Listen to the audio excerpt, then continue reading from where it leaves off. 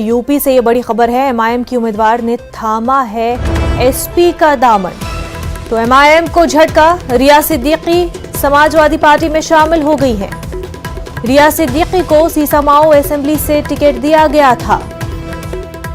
UP से बड़ी खबर आपको बता रहे हैं। चुनावी माहौल है और इस बीच एमआईएम को झटका लगा है। एमआईएम की उम्मीदवार ने एसपी का दामन थाम लिया है। रिया सिद्दीकी समाजवादी पार्टी में शामिल हो गई है। आपको बता दें कि रिया सिद्दीकी को सीसामाओ असेंबली से टिकट दिया गया था। पार्टी बदलने का दौर अभी भी जारी है। पहले मरहले के तहत वोटिंग हो चुकी है। दूसरे मरहले की तैयारियों में सियासी पार्टियां जुटी हुई है। इस बीच एमआईएम को झटका, रिया सिद्दीकी ने समाजवादी पार्टी का दामन थाम लिया।